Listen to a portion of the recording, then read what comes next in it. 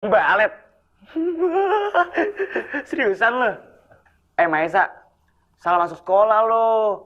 Lo harusnya masuk sekolah cewek aja. Maaf kak, tapi menari bukan cuma buat perempuan. Oh, pinter lo ya ngajarin gue. Ya udah, nari lo sekarang. Gue mau lihat masih jantan gak lo kalau ngebalet. Itu pakai kostumnya sekalian, sama sepatu yang lancip tuh.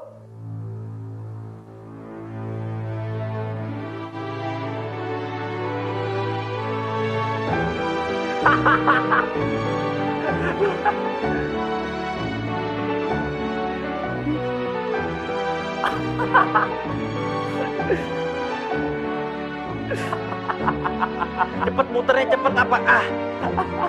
Nah gitu, nah kayak gangsing.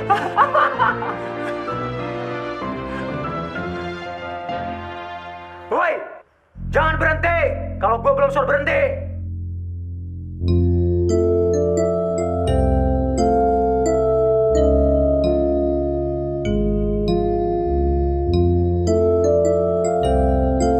Cepetan pakai lipstick.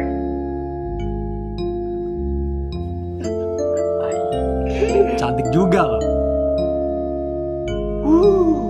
Marah banget nih. Yuk, sekarang godain temen lo. Godain? Iya godain. Kenapa? Oh, udah nggak bisa ya? Sekarang bisa digodain, hah? Godain aku mas, godain aku.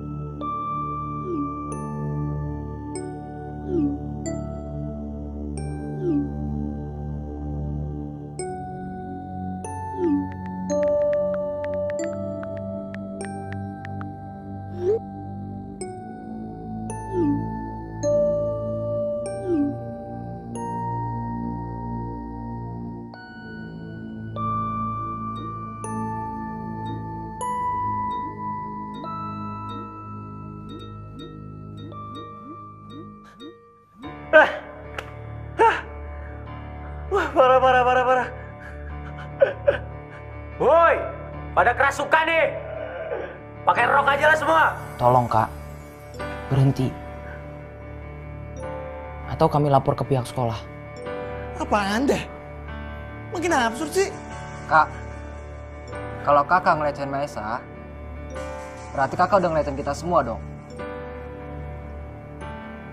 Minta maaf, atau kami bongkar semuanya.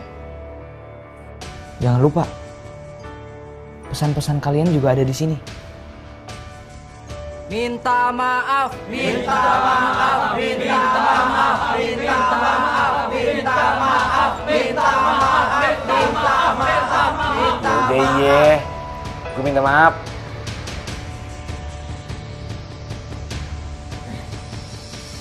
Ya, saya minta maaf.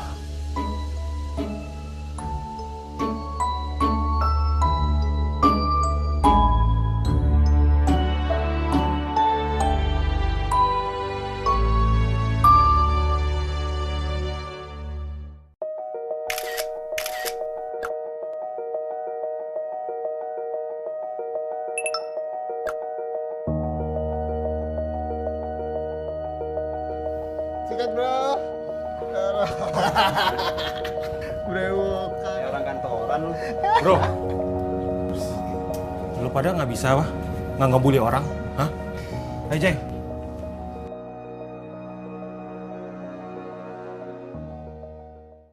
Nit, ya gimana? Udah lengkap semua? Ini udah kok, yang ini udah. Ya udah nih, minta tolong bawain ke mobil ya. Iya.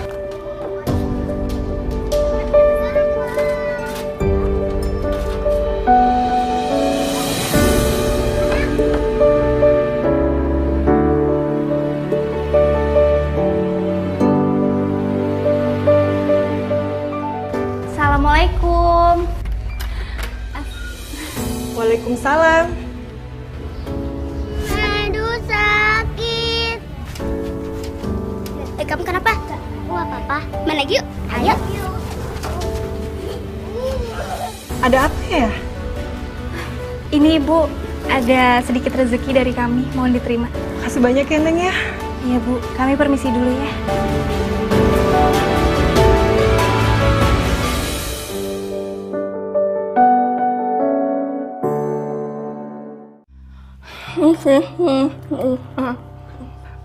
Jangan buru-buru. Kita kan sudah 2 bulan nggak ketemu. Kamu ngapain aja selama pandemi ini?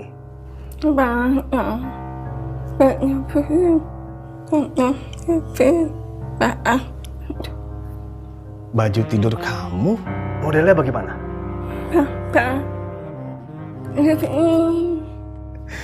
Kamu ini nggak sabaran ya.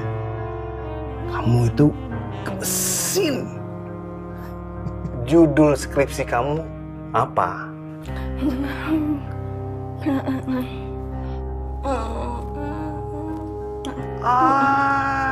Sebentar. Saya ada contoh. Kok ini? Jangan-jangan kamu...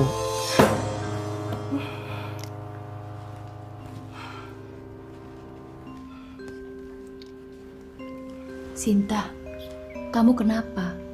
Ada apa? Bicara sama ibu.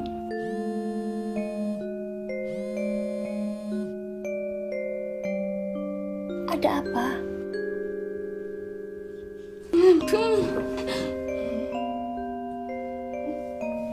Ada apa?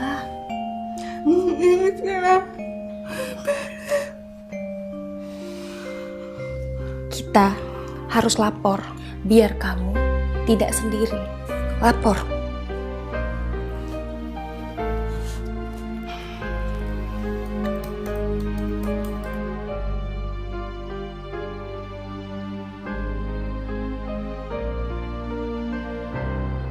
Kamu kemana aja?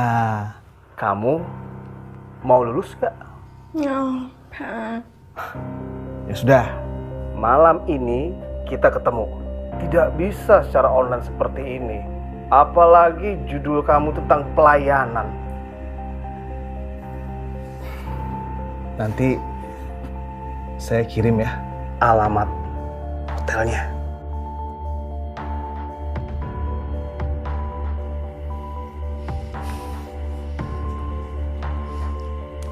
Kita kirim datanya pakai USB aja.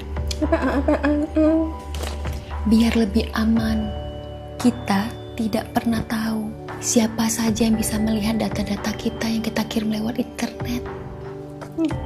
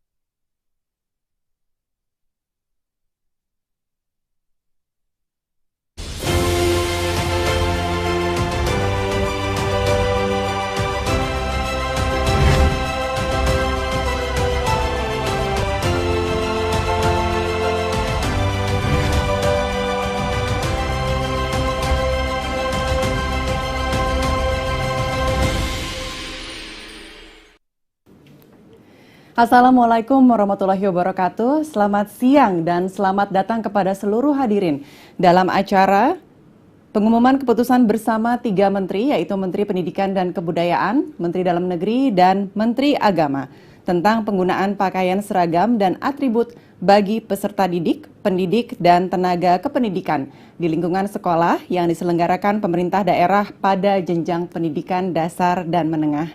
Telah hadir bersama kita pada siang hari ini yang kami hormati Menteri Pendidikan dan Kebudayaan Bapak Nadiem Anwar Makarim, Menteri Dalam Negeri Bapak Muhammad Tito Karnavian, dan juga Menteri Agama Bapak Yakut Khalil Qomas. Selamat siang Bapak-Bapak semua. Dan selamat siang juga saya ucapkan kepada seluruh tamu undangan, di antaranya pimpinan dan anggota Komisi 10 DPR RI, perwakilan dari Kemenko PMK, Kantor Staf Presiden, Badan Pembinaan Ideologi Pancasila atau BPIP, KPAI, Komnas HAM, kemudian juga dari para perwakilan organisasi guru dan tenaga kependidikan, organisasi keagamaan, organisasi terkait kependidikan, teman-teman media, dan juga Bapak Ibu hadirin sekalian. Semoga kita semua selalu berada dalam lindungan Tuhan Yang Maha Esa. Senang sekali saya Astri Megatari dapat hadir di tengah-tengah Bapak Ibu semua pada acara siang hari ini. Bapak dan Ibu sekalian, acara pada siang hari ini bertujuan untuk menegakkan semboyan Bhinneka Tunggal Ika dan juga membangun karakter toleransi di kalangan masyarakat Indonesia serta menindak tegas praktek-praktek yang melanggar semangat kebangsaan terutama di sektor pendidikan. Dan saat ini kita akan sama-sama mengetahui lebih dalam lagi tentang keputusan bersama 3 menteri yang akan ditandatangani pada siang hari ini. Untuk itu, saya mengundang Menteri Pendidikan dan Kebudayaan, Bapak Nadiem Anwar Makarim, untuk memberikan paparan. Silakan kepada Bapak Menteri.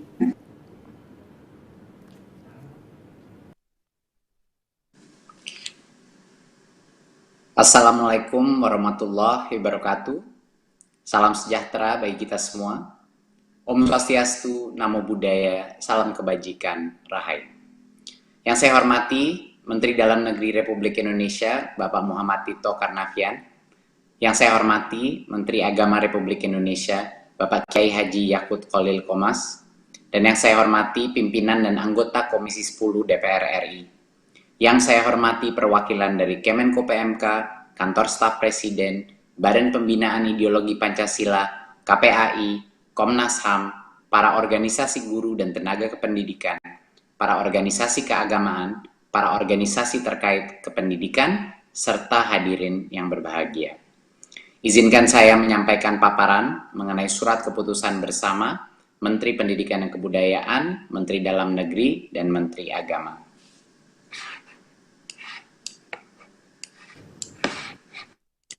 SKB 3 Menteri ini berdasarkan 3 pertimbangan. Yang pertama adalah bahwa sekolah memiliki peran yang penting dalam menjaga eksistensi ideologi negara kita, yaitu Pancasila, Undang-Undang Dasar Negara Republik Indonesia tahun 45, dan keutuhan Negara Kesatuan Republik Indonesia. Dan yang kedua adalah bahwa sekolah dalam fungsinya untuk membangun wawasan, sikap, dan karakter para peserta didik harus memelihara persatuan dan kesatuan bangsa, dan membina dan memperkuat kerukunan antar umat beragama. Pertimbangan selanjutnya adalah bahwa pakaian atau pakaian seragam dan atribut bagi para murid dan para guru adalah salah satu bentuk perwujudan moderasi beragama dan toleransi atas keragaman agama. Dari 3 pertimbangan ini, keluarlah SKB 3 Menteri, dan berikut adalah ketentuan di dalam SKB-nya. Keputusan yang pertama adalah keputusan bersama ini mengatur secara spesifik sekolah negeri di Indonesia. Sekolah negeri di Indonesia yang diselenggarakan oleh pemerintah daerah. Sekolah negeri adalah sekolah yang diselenggarakan oleh pemerintah untuk semua masyarakat Indonesia dengan agama apapun, dengan etnisitas apapun, dengan diversitas apapun. Berarti semua yang mencakupi dalam surat keputusan bersama 3 menteri ini mengatur sekolah negeri. Berikut. kunci utama daripada atau esensi daripada surat keputusan bersama ini adalah para murid dan para guru dan tenaga kependidikan adalah yang berhak memilih antara A. seragam dan atribut tanpa kekhususan agama, atau B. seragam dan atribut dengan kekhususan agama. Kunci dari yang harus ditekankan dari SKB ini adalah hak di dalam sekolah negeri, hak bagi untuk memakai atribut kekhususan keagamaan itu adanya di individu. Siapa individu itu adalah guru dan murid dan tentunya orang tua. Itu adalah bukan keputusan daripada sekolahnya di dalam sekolah negeri. Berikut. Karena ini, pemerintah daerah ataupun sekolah tidak boleh mewajibkan ataupun melarang seragam dan atribut dengan kekhususan agama. Jadi karena hak ini adalah di masing-masing individu, guru dan murid, dan tentunya dengan izin orang tuanya, pemerintah daerah dan sekolah pun tidak boleh mewajibkan ataupun melarang seragam dengan atau atribut dengan kekhususan agama. Ini adalah esensi daripada SKB 3 Menteri ini. Berikut. Karena ada peraturan bahwa itu haknya individu dan sekolah tidak boleh melarang ataupun memaksakan, berarti konsekuensinya adalah pemerintah daerah dan kepala sekolah wajib mencabut aturan-aturan yang mewajibkan atau melarang seragam dan atribut tersebut paling lama 30 hari sejak keputusan bersama ini ditetapkan. Jadi implikasi ini, kalau ada peraturan yang dilaksanakan oleh baik sekolah maupun pemerintah daerah yang melanggar keputusan ini, harus dalam waktu 30 hari dicabut peraturan tersebut. Berikut. Jika terjadi pelanggaran terhadap keputusan bersama ini, maka ada beberapa sanksi yang bisa diberikan secara spesifik kepada pihak yang melanggar. Contohnya, pemerintah daerah bisa memberikan sanksi kepada kepala sekolah, pendidik, dan tenaga kependidikan. Gubernur memberikan sanksi kepada bupati atau wali kota. Kementerian Dalam Negeri bisa memberikan sanksi kepada gubernurnya. Dan Kementerian Pendidikan dan Kebudayaan memberikan sanksi kepada sekolah terkait penyaluran bantuan operasional sekolah atau BOS dan bantuan pemerintah lainnya. Nah, tindak lanjut atas pelanggaran akan dilaksanakan sesuai dengan mekanisme dan perundang-undangan yang berlaku. Dan sementara itu, Kementerian Agama juga akan melakukan pendampingan praktek agama yang moderat dan dapat memberikan pertimbangan untuk pemberian dan penghentian sanksi. Jadi ada sanksi yang jelas kepada pihak yang melanggar surat keputusan bersama 3 kementerian ini. Berikut. Para peserta didik, pendidik dan tenaga pendidikan beragama Islam di Provinsi Aceh ini dikecualikan dari ketentuan keputusan bersama ini sesuai dengan kekhususan Aceh berdasarkan ketentuan perundang-undangan terkait pemerintahan Aceh. Berikut. Salah satu yang terpenting adalah untuk menekankan bahwa untuk memonitor pelaksanaan SKB 3 Menteri ini, masyarakat harus terlibat. Baik orang tua, murid, dan guru harus terlibat, dan kami memberikan kesempatan untuk mengajukan aduan atau pelaporan terkait pelanggaran SKB 3 Menteri ini di Kemendikbud, ya, dengan ULT atau Unit Layanan Terpadu kita, dengan pusat panggilan 177 dan berbagai macam portal dari website kita, email kita, dan portal lapor yang bisa dihubungi. Dan tentunya secara terpusat akan kami monitor untuk memastikan bahwa pelanggaran-pelanggaran ini tidak terjadi. Berikut. Terima kasih Bapak Ibu atas kesempatan untuk membuka isi daripada SKB 3 Menteri ini. Sekali lagi terima kasih kepada Kemendagri dan Kemenak untuk dukungan dan partisipasi dalam pelaksanaan SKB 3 Menteri ini. Terima kasih. Wassalamualaikum warahmatullahi wabarakatuh. Waalaikumsalam warahmatullahi wabarakatuh. Terima kasih kepada Menteri Pendidikan dan Kebudayaan Bapak Nadiem Anwar Makarim atas paparan yang telah disampaikan. Dan Bapak Ibu sekalian, selanjutnya kita akan mendengarkan arahan dari Menteri Dalam Negeri Republik Indonesia. Kepada yang kami hormati, Bapak Muhammad Tito Karnavian, kami persilahkan. Baik. Assalamualaikum warahmatullahi wabarakatuh. Salam sejahtera untuk kita semua. Om Swastiastu, Namo Buddhaya, salam kebajikan. Yang saya hormati rekan saya Menteri Pendidikan dan Kebudayaan, kemudian Bapak Menteri Agama, pimpinan Komisi 10 DPR RI, pimpinan kementerian, lembaga atau yang mewakili, para tokoh masyarakat, tokoh lintas agama, teman-teman media, juga dari Komnas HAM, serta undangan yang berbahagia. Pada kesempatan yang baik ini, pertama-tama untuk kita mengucapkan puji syukur kepada Tuhan Yang Maha Kuasa, karena kita masih diberikan nikmat sehat, kekuatan dan kesempatan untuk menghadiri acara yang cukup penting tentang penandatanganan putusan bersama 3 menteri. Saya mohon maaf karena masih mengenakan masker, karena di ruangan ini juga hadir beberapa dirjen di dalam ruangan ber-AC, otomatis saya mewajibkan untuk menggunakan masker nih. Bapak-bapak ibu sekalian, bangsa Indonesia dianugerahi oleh Allah Subhanahu wa taala, Tuhan Yang Maha Kuasa, sebagai bangsa yang plural, yang bineka, yang beragam, suku, agama, ras, budaya, bahasa, dan lain-lain. Saya kira tidak banyak bangsa di dunia ini memiliki keragaman seperti Indonesia. Ratusan suku, ratusan bahasa, kita semua sudah paham. Tapi kadang-kadang kita take it for granted, tidak menyadari bahwa itulah suatu kekayaan yang luar biasa bagi bangsa Indonesia. Rendang bukan lagi menjadi makanan spesifik masyarakat dari saudara-saudara kita Sumatera Barat, tapi sudah menjadi makanan milik nasional. Sehingga daerah-daerah lain merasa memiliki itu. Menjadi bagian. Itulah salah satu contoh.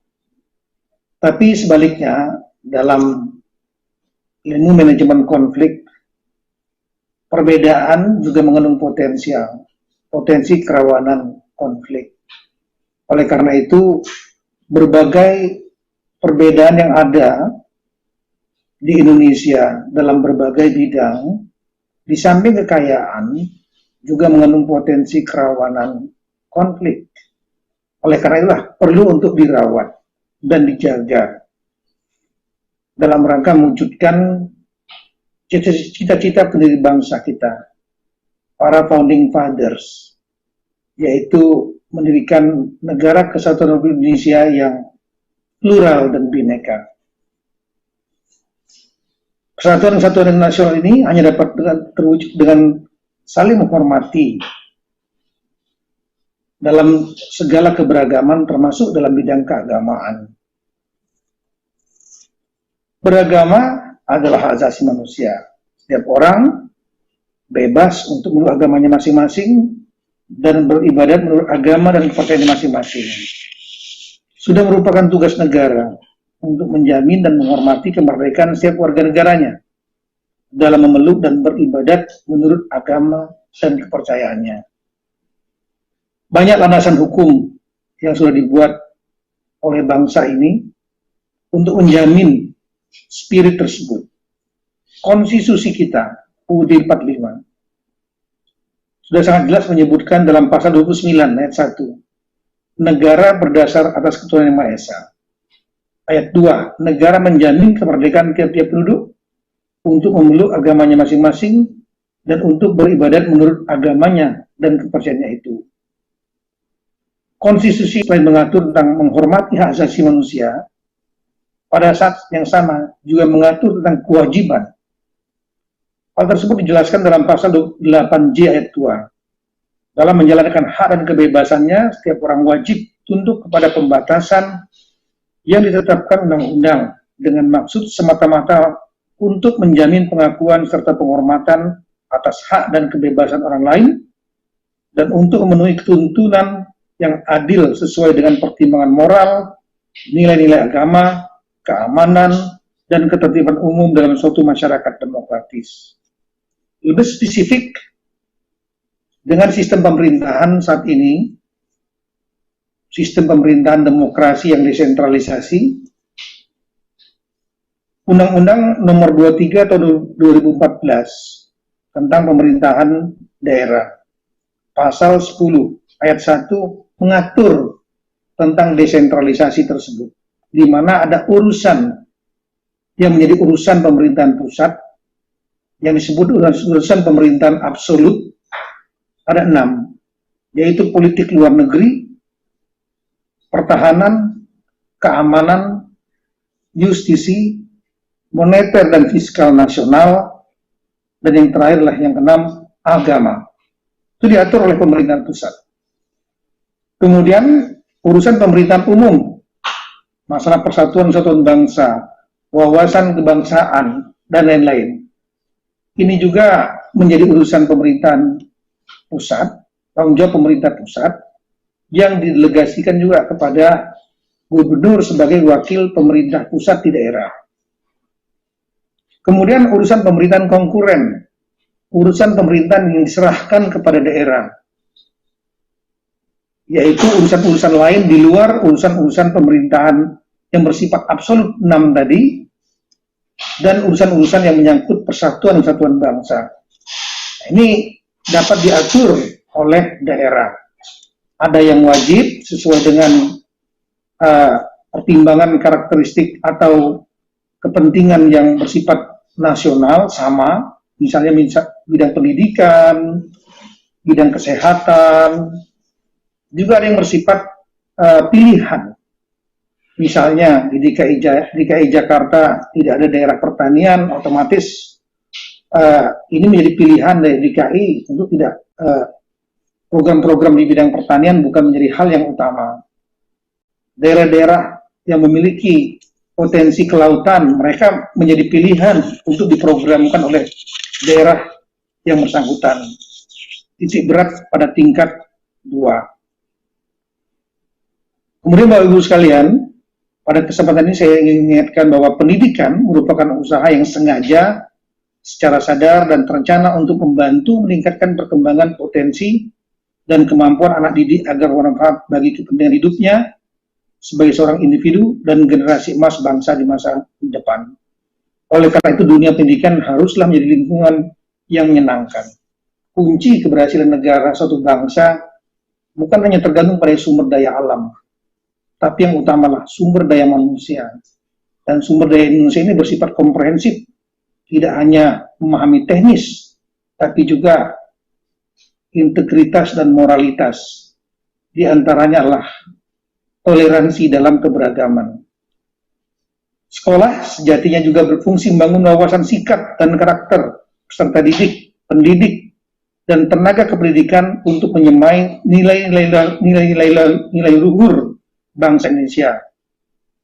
Toleransi dan menjunjung tinggi sikap saling menghormati di tengah berbagai perbedaan latar belakang agama dan budaya yang merupakan suatu keniscayaan dan realitas bagi bangsa kita.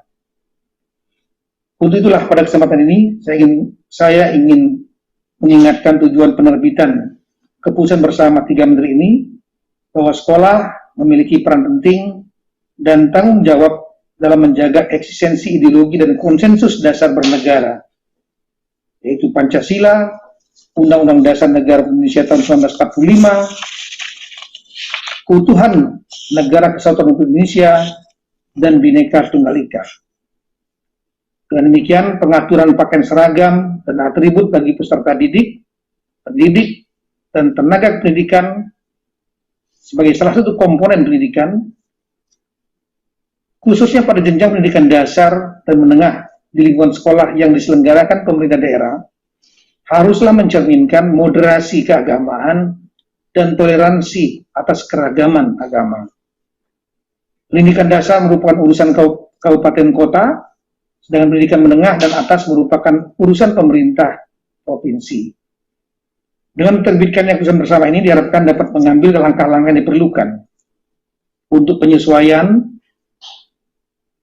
tentunya diharapkan sesuai dengan keputusan 3 menteri ini, dan jika mungkin ada yang tidak sesuai, untuk segera menyesuaikan. Saya juga mengingatkan bahwa terdapat sejumlah aturan-aturan yang dapat dapat diberikan sanksi bagi pihak-pihak yang tidak sesuai dengan keputusan 3 menteri ini. Kementerian Negeri bersama Kementerian Pendidikan dan Kebudayaan, Kementerian Agama, serta pemerintah daerah menaruh perhatian penuh terhadap kualitas pendidikan yang berkarakter sesuai nilai-nilai Pancasila yang merupakan fondasi Negara Kesatuan Republik Indonesia. Demikian beberapa yang dapat saya sampaikan. Semoga Allah Subhanahu wa Ta'ala, Tuhan yang Maha Kuasa, memberikan kemudahan, bimbingan, dan petunjuknya kepada kita semua. Sekian dan terima kasih. Wassalamualaikum warahmatullahi wabarakatuh. Salam sejahtera. Om Santi Santi Santi Om. Namo Buddhaya. Terima kasih. Terima kasih kepada Menteri Dalam Negeri atas arahan yang telah disampaikan. Dan Bapak Ibu hadirin sekalian, berikutnya kita akan bersama-sama menyimak arahan dari Menteri Agama Republik Indonesia. Kepada yang kami hormati, Bapak Yakut Khalil Qomas, silakan untuk dapat memulai paparannya.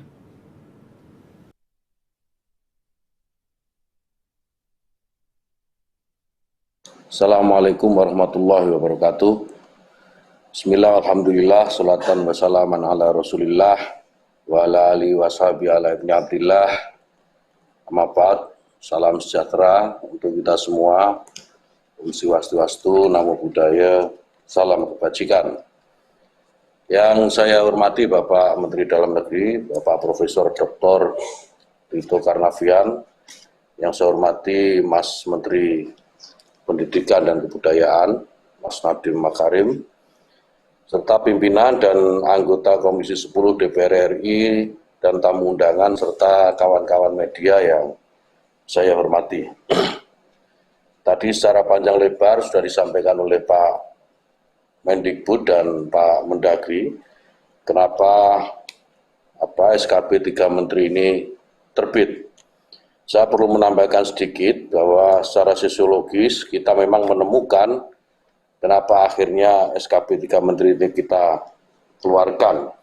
Jadi masih ada kasus-kasus pelarangan dan pemaksaan penggunaan pakaian seragam dan atribut bagi peserta didik, pendidik, dan tenaga kependidikan di lingkungan sekolah yang dilakukan pemerintah daerah tidak sesuai dengan regulasi pemerintah. Beberapa waktu yang lalu kita temukan kasus di Padang, di Sumatera Barat. Kami yakini itu hanya puncak gunung es. Sementara data-data yang kita miliki masih banyak sekali sekolah-sekolah yang memperlakukan anak didik dan tenaga pendidik sebagaimana yang terjadi di Sumatera Barat. Selain itu, SKP 3 Menteri ini juga dilatar belakangi bahwa keyakinan bahwa sebenarnya agama dan seluruh ajarannya itu pasti mengajarkan perdamaian, menyelesaikan perbedaan dengan baik, saling menghormati, saling menghargai. Bukan sebaliknya, agama menjadi norma konflik atau justifikasi untuk berbuat yang tidak adil kepada yang berbeda keyakinan. Untuk itu, kami merasa penting bahwa SKP 3 Menteri ini diterbitkan agar mendorong kita semua untuk selalu mencari titik persamaan di antara perbedaan-perbedaan yang dimiliki sebagaimana tadi disampaikan oleh Pak Mendagri. Tentu dengan cara bukan dengan memaksakan supaya sama, tetapi bagaimana masing-masing umat beragama, masing-masing pemeluk agama ini memahami ajaran-ajaran agamanya secara substantif, bukan hanya sekedar simbolik. memaksakan atribut keagamaan tertentu kepada yang berbeda, saya kira itu bagian dari pemahaman yang hanya simbolik. Nah, kita ingin mendorong semuanya untuk memahami agama secara substantif. Kemudian saya juga ingin menjelaskan bagaimana posisi Kementerian Agama dalam SKP ini. Yang pertama, salah satu indikator keberhasilan moderasi beragama dalam kehidupan masyarakat Indonesia itu adalah toleransi. Toleransi itu apa? Menghormati perbedaan dan memberi ruang orang lain untuk berkeyakinan, mengekspresikan keyakinan, dan menyampaikan pendapat. Menghargai kesetaraan dan mau bekerja sama. Kemudian harmonisasi umat beragama dapat tercapai jika masyarakat terlindungi hak sipilnya dan hak beragamanya sesuai dengan arah kebijakan penguatan moderasi beragama dalam RPJMN 2020-2024. Dalam Perpres nomor 18 tahun 2020 tentang RPJMN 2020-2024, program prioritas memperkuat moderasi beragama yang bertujuan untuk mengukuhkan toleransi, kerukunan, dan harmoni sosial menjadi tanggung jawab Kementerian Agama. Oleh karena itu, Kementerian Agama terlibat secara aktif di dalam penerbitan SKP 3 Menteri ini. Kemudian apa perannya? Tadi sudah disampaikan oleh Mas Mendikbud, Mas Nadiem Makarim, apa peran Kementerian Agama dalam SKP ini. Saya akan mengulang. Yang pertama, melakukan pendampingan dan penguatan pemahaman keagamaan dan praktik beragama yang moderat ke pemerintah daerah dan atau sekolah yang tidak melaksanakan ketentuan dalam SKP 3 Menteri ini. Lalu yang kedua, dapat memberikan pertimbangan untuk pemberian dan penghentian sanksi kepada Kementerian Dalam Negeri dan Kementerian Pendidikan dan Kebudayaan terkait pemerintah daerah dan atau sekolah yang tidak melaksanakan ketentuan dalam SKP 3 Menteri ini. Bapak, Ibu, dan hadirin sekalian yang saya hormati, saya kira ini yang menjadi dasar dan ini adalah ikhtiar pemerintah dalam hal ini Pak Mendagri, Pak Mendikbud, dan Kementerian Agama untuk terus-menerus mengupayakan kehidupan berbangsa dan bernegara yang lebih baik untuk Indonesia yang lebih baik tentu saja. Demikian, terima kasih. Wallahi wa fiquna fima yuhibbu wa yardah. Wabillahi taufiq wal hidayah. Assalamualaikum warahmatullahi wabarakatuh. Waalaikumsalam warahmatullahi wabarakatuh. Terima kasih kepada Menteri Agama Republik Indonesia atas arahan yang sudah diberikan. Baik Bapak dan Ibu sekalian, kita telah mendengarkan arahan dari ketiga menteri dan selanjutnya kita akan bersama-sama menyaksikan proses simbolis penandatanganan keputusan bersama tiga menteri. Sebelumnya saya ingin meminta kepada para tamu undangan nanti pada saat proses penandatanganan secara simbolis, Bapak dan Ibu mohon kesediaannya untuk bersama-sama mengaktifkan video dan juga memberikan dukungan dengan memberikan tepuk tangan atau aplaus ya. Oke. Saya ingin mengundang kepada yang terhormat Menteri Pendidikan dan Kebudayaan, Menteri Dalam Negeri, dan juga Menteri Agama untuk memulai proses simbolis penandatanganan keputusan bersama tiga menteri. Sudah siap Bapak-Bapak Menteri? Silakan untuk memulai menandatangani keputusan bersama. Penandatangan dilakukan, sudah Pak Kendali sudah. Baik, silakan untuk diperlihatkan ke arah kamera keputusan bersama yang sudah ditandatangani. Oke, tahan. Ya, kepada para hadirin mohon memberikan aplaus. Baik. Terima kasih. Silakan untuk diletakkan kembali keputusan bersamanya yang sudah ditandatangani. Dan terima kasih kami ucapkan kepada Menteri Pendidikan dan Kebudayaan Bapak Nadiem Anwar Makarim, Menteri Dalam Negeri Bapak Muhammad Tito Karnavian, dan juga Menteri Agama Bapak Yakut Khalil Qomas. Dan telah kita saksikan bersama-sama penandatanganan keputusan bersama tiga menteri tentang penggunaan pakaian seragam dan atribut bagi peserta didik, pendidik, dan tenaga kependidikan di lingkungan sekolah yang diselenggarakan pemerintah daerah pada jenjang pendidikan dasar dan menengah. Mari kita doakan bersama dengan penandatanganan keputusan bersama tiga menteri pada hari ini dapat memperkuat kebinekaan dan juga kerukunan masyarakat Indonesia. Baiklah Bapak dan Ibu yang saya hormati, berikutnya kita akan memulai sesi tanya jawab pada hari ini dengan rekan-rekan dari media. Dan ini sudah banyak pertanyaan yang masuk dan saya ingin persilakan kepada ketiga menteri untuk dapat menjawab pertanyaan-pertanyaan dari rekan-rekan media. Untuk pertanyaan pertama, ini ada pertanyaan yang berasal dari Saifan Zaking dari Jawa Pos yang ditujukan untuk Bapak Menteri Agama. Berikut pertanyaannya untuk Bapak Menteri Agama. Menurut Gus Menteri, apakah menyeragamkan seragam sekolah terkait agama adalah tindakan pemaksaan? Sebab Indonesia sendiri punya semboyan Bhinneka Tunggal Ika. Silakan Pak Menteri untuk dapat menjawab. Baik, terima kasih atas pertanyaannya. Jadi saya perlu sampaikan kembali bahwa sikap Kementerian Agama sejak awal sudah jelas bahwa pemerintah daerah dan sekolah yang diperbolehkan mewajibkan, memerintahkan dan melarang penggunaan pakaian seragam dan atribut dengan kekhasan agama tertentu yang ketentuannya diatur, yang sudah diatur itu ya dalam Permendikbud nomor 45 tahun 2014 tentang pakaian seragam sekolah bagi peserta didik jenjang pendidikan dasar dan menengah. Jadi kita semua harus saling menghormati perbedaan keyakinan yang ada dan melingkupi seluruh bangsa ini. Perbedaan yang dimiliki Indonesia hakikatnya menjadi perekat dan terbukti sebagai modal pemersatu bangsa. Untuk itu komunikasi antar warga bangsa harus dibina dengan baik. Dengan begitu saya yakin tidak ada namanya pemaksaan dan sebagainya. Ya, hal-hal yang saya kira yang mirip dengan pemaksaan, diskriminasi, intimidasi dan seterusnya. Karena itu kita bisa saling memahami dan menghormati keberagaman. Saya ingin menekankan sekali lagi bahwa kita semua ini dalam berbangsa dan bernegara, baik itu termasuk di dalamnya adalah dalam beragama, kita memiliki kebebasan. Kita memiliki kebebasan melakukan ekspresi kita dalam beragama. Namun yang harus diingat bahwa kebebasan yang kita miliki ini dibatasi oleh kebebasan yang dimiliki oleh orang lain. Jadi tidak ada dasar, tidak ada alasan kita bisa berlaku semena-mena kepada orang lain atas nama kebebasan beragama. Saya kira demikian, Pak. Terima kasih, Bapak. Selanjutnya, Pak, masih untuk Bapak Menteri Agama, pertanyaan dari Meisha di JPNN. Pertanyaannya adalah, apakah tata cara membaca doa di sekolah juga akan diatur?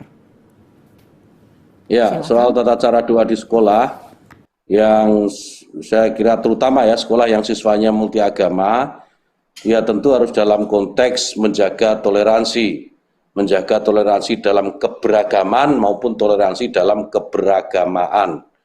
Ini penting untuk tentu memperkuat generasi bangsa yang menjunjung tinggi kebinekaan di suatu saat nanti. Anak-anak kita, anak-anak didik kita harus mulai dibiasakan dengan perbedaan-perbedaan, ditunjukkan dengan perbedaan-perbedaan yang dimiliki oleh bangsa yang besar ini. Dengan begitu saya kira di masa depan anak-anak didik ini juga akan tumbuh menjadi manusia-manusia yang toleran, manusia-manusia yang menghargai perbedaan, dan menjadikan perbedaan-perbedaan ini dikemas menjadi sebuah kekuatan. Saya kira demikian. Baik, terima kasih Pak Menteri. Dan selanjutnya ini ada pertanyaan yang berasal dari Indriani di LKBN Antara, Fabian dari CNN Indonesia, dan juga Saifan Zaking dari Jawa Pos. Pertanyaan ini ditujukan kepada Menteri Dalam Negeri, Bapak Tito Karnavian. Pertanyaannya adalah, sejumlah studi pelanggaran kebebasan beragama dari Wahid Foundation menyebut negara menjadi salah satu aktor pelanggaran kebebasan beragama. Apa yang dilakukan kepala sekolah terkait peraturan sekolah merupakan interpretasi dari Perda. Tidak hanya di Padang, tapi juga terjadi di Bali, Maumere, dan Manokwari. Pertanyaan pertama, Pak, apakah Kemendagri sudah melakukan evaluasi terhadap peraturan daerah yang berbau SARA? Terdapat di daerah mana saja dan apa saja temuannya? Silakan untuk Pak Menteri untuk dijawab pertanyaan ini. Ya, saya sudah menugaskan kepada ada Dirjen khusus, yaitu Dirjen Polpum, Politik dan Pemerintahan Umum, yang tugas utamanya adalah untuk mengembangkan wawasan kebangsaan, menjaga stabilitas politik di tingkat pusat maupun daerah, dan lain-lain, untuk mengevaluasi dan mengkaji tentang peraturan-peraturan daerah yang mungkin berbau intoleransimu. Nah, kemudian saya tidak ingin spesifik daerah mana saja dan apa saja temuannya. Namun ada hal lain yang ingin saya sampaikan bahwa kalau dulu perda-perda yang dianggap berbau sara atau intoleran itu dapat dianulir oleh Kemendagri. Tapi dengan adanya keputusan MK nomor 137 garing PUU 13 Romawi tanggal 2015 tentang putusan dalam perkara pengujian Undang-Undang nomor 23 tahun 2014 tentang pemerintahan daerah terhadap UUD tahun 1945, maka Kemendagri tidak lagi memiliki kewenangan untuk melakukan evaluasi atau membatalkan perda yang sudah ditetapkan oleh daerah.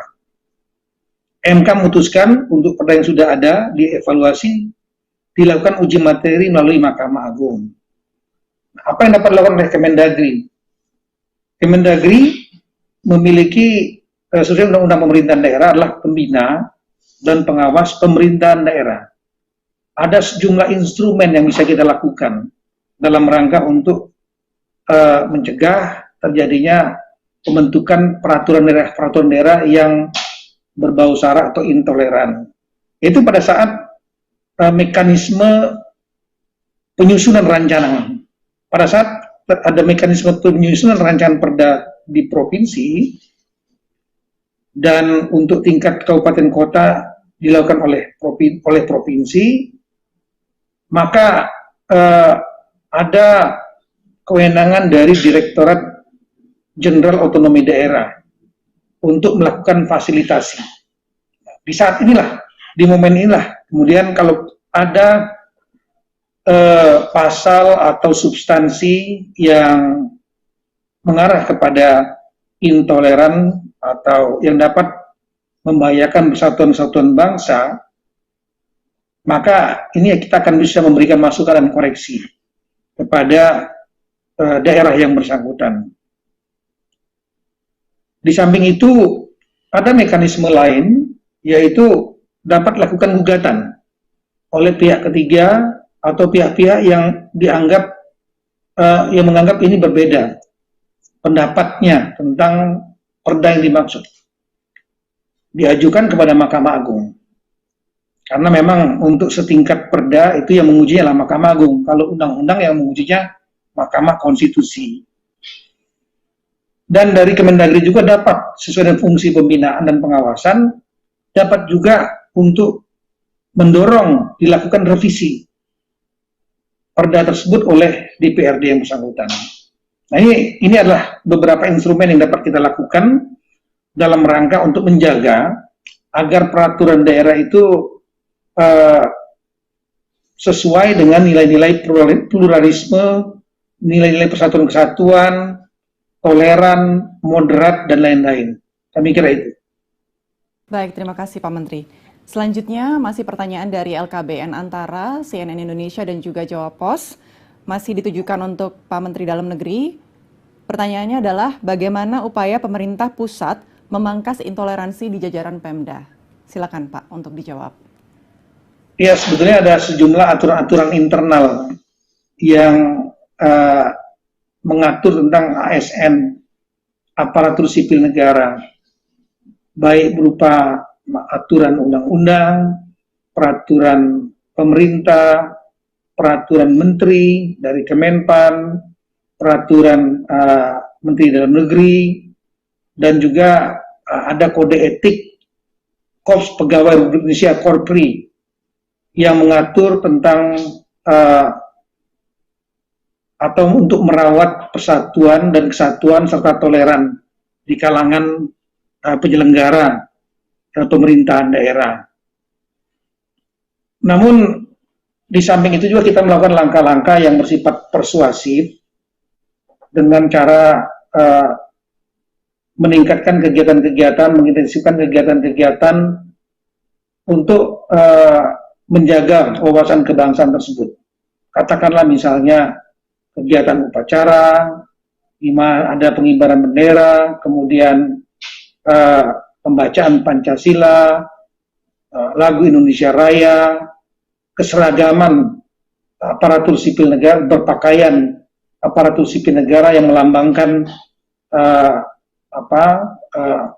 negara, aparatur NKRI dan lain-lain. Ini langkah-langkah persuasif. Sambil juga dalam berbagai modul-modul pelatihan, termasuk semenjak masa pendidikan rekrutmen, misalnya IPDN, ditanamkan nilai-nilai pluralisme kebinekaan. Jadi sejak dini, jangan sampai sudah terjadi pada saat mereka bertugas. Sejak masa pendidikan itu sudah ditanamkan nilai-nilai tersebut. Kita lihat seperti IPDN dari berbagai provinsi di Indonesia menjadi melting pot tempat berbaurnya para calon-calon ASN. Kita ada sejumlah IPDN, ya, ada yang di Bukit Tinggi, kemudian ada yang di Jakarta, di Jatinangor yang terbesar, kemudian di Makassar, di Mataram, di Sulawesi Utara, bahkan di Papua.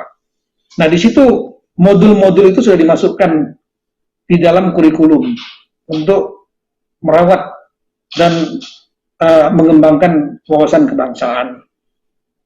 Di samping itu tentu kita juga melakukan kegiatan-kegiatan kampanye, dialog dengan berbagai unsur pemerintah pusat, kementerian lembaga seperti BPIP, BNPT, dan lain-lain, dan juga dengan pemerintah daerah.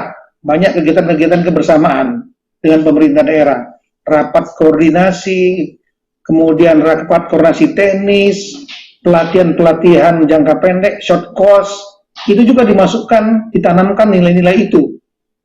Kemudian kegiatan bersama-sama dengan non-pemerintah seperti Ormas. Banyak saya kira saya ingin sebutkan, banyak sekali kegiatan-kegiatan yang dilakukan, yang dikembangkan oleh Kemendagri untuk Ormas-Ormas ini yang kita lihat memiliki banyak program-program tentang persatuan-kesatuan bangsa dan merawat kebangsaan. Ini diikut sertakan jajaran pemerintahan daerah, aparat pemerintahan daerah. Nah, saya kira cara-cara persuasif ini penting, terus dikembangkan. Di samping itu tentu ada upaya-upaya lain sebagai the last resort, yaitu upaya koersif, bekerja sama dengan aparat penegak hukum. Kita tahu bahwa banyak sekali aturan-aturan hukum juga yang melarang terjadinya intoleransi. Undang-undang mengenai HAM misalnya, kemudian undang-undang tentang anti diskriminasi, bahkan KUHP. Di dalam KUHP banyak sekali pasal-pasal, ada sejumlah pasal-pasal yang mengatur tentang larangan, dalam tanda petik ya, arahnya sama, spirit melarang intoleransi. Misalnya tentang kebencian terhadap satu golongan, keagamaan dan lain-lain. Nah, ini dapat, kalau memang kita lihat terjadi di kalangan aparat pemerintah daerah, ada yang melakukan langkah-langkah itu, dilakukan pembinaan tidak mampu, dilakukan pemeriksaan juga tidak mempan, karena kita memiliki instrumen lain, pemeriksaan oleh inspektorat. Kalau ditemukan kesalahan dapat melakukan sanksi administrasi, baik dengan cara demosi atau bahkan pemberhentian. Tapi kalau cara-cara itu juga tidak efektif dan track recordnya buruk, maka dapat diajukan kepada penegak hukum untuk dilakukan upaya penyidikan sesuai dengan proses pidana. Saya kira demikian. Terima kasih. Baik, terima kasih kepada Menteri Dalam Negeri atas penjelasannya yang sangat komprehensif, Pak. Terima kasih. Pertanyaan selanjutnya ditujukan untuk Menteri Pendidikan dan Kebudayaan. Pertanyaannya berasal dari Mediana, dari Kompas. Dan pertanyaannya adalah Permendikbud tentang penggunaan seragam juga menyertakan konsep dan contoh pakaian muslimah sehingga banyak dipersepsikan sebagai keharusan di daerah. Apakah ada rencana untuk merevisinya? Silakan untuk Pak Menteri dapat menjawab pertanyaan ini. Terima kasih. Itu pertanyaannya sangat tepat. Kata di situ adalah konsep dan contoh pakaian muslimah. Jadinya ini bukan sama sekali suatu keharusan, tapi merupakan suatu desain karena ada beberapa template yang digunakan kalau guru dan muridnya ingin menggunakan seragam yang dengan ada aspek kekhususan agamanya. Tetapi Kemendikbud dan Permendikbud pun itu sama sekali tidak mewajibkan penggunaan seragam khas muslimah di dalam Permendikbudnya. Dan kalau misalnya dulunya masih ada mispersepsi, harapan saya adalah dengan SKB ini sudah tidak ada lagi abu-abu mengenai posisi pemerintah terhadap apa yang punya haknya masing-masing murid dan haknya masing-masing guru, dan apa dan bahwa institusi sekolah maupun pemerintah daerah tidak boleh melarang ataupun mewajibkan pemakaian atribut dengan kekhususan keagamaan tertentu. Jadi ini satu esensi yang harus dimengerti. Sekali lagi saya tekankan bahwa agama apapun, keputusan untuk memakai seragam atau atribut berbasis keagamaan di dalam sekolah negeri di Indonesia itu adalah keputusannya murid dan guru sebagai individu, ya, sebagai individu. Mungkin itu jawaban saya dari pertanyaan. Baik, terima kasih Pak Menteri. Dan selanjutnya masih ditujukan untuk Bapak Menteri Pendidikan dan Kebudayaan. Pertanyaan dari Ahmad Mutiul Alim dari Harian Jurnas. Apakah ada sanksi bagi kepala sekolah yang tidak mengindahkan SKB ini? Bagaimana peran Dinas Pendidikan dalam memonitoring terlaksananya SKB ini? Silakan Pak. Ya, terima kasih. Tentunya pengawasan dan pembinaan pendidikan itu dilakukan bersama-sama antara pemerintah daerah dan pemerintah pusat. Seperti yang kita tahu, sekolah itu diselenggarakan oleh pemerintah daerah. Jadinya semua kepala sekolah dan guru itu sebenarnya di bawahnya pemerintah daerah.